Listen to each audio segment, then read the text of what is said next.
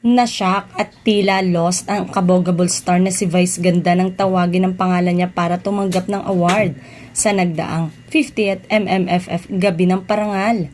Nitong Huwebes ng gabi, idinaos ang award night para sa 10 pelikulang lumahok para sa Metro Manila Film Festival ngayong 2024. Isa nga si Vice Ganda sa mga kinilala at nakasungkit ng special jury citation para sa kanyang naging pagganap sa And the Breadwinner Is. Ngunit tila lost ang It's Showtime host nang tumayo siya at naglakad papuntang entablado para tanggapin ang parangal.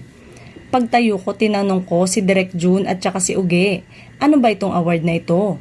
Natatawang paniwala ni Vice nang tanggapin ang award. Pagpapatuloy niya, special jury citation for what? For best dress for tonight? For best performance? Ganun ba yon? Seriously, hindi ko talaga alam. Nagtatanga-tangaan ako. Ayoko naman magpasalamat kung hindi ko naintindihan yung award. Dagdag pa niya. Kaya naman, binasa ni Dennis kung para saan ang naturang award na natanggap ni Vice.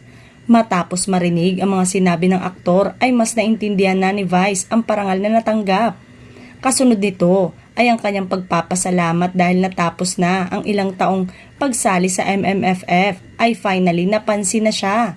Nakangiting sabi ni Vice, "Thank you very much. I have long been waiting for this. At last, finally, I am seen." Hindi joke yon. Maraming salamat po sa pagkilalang yon.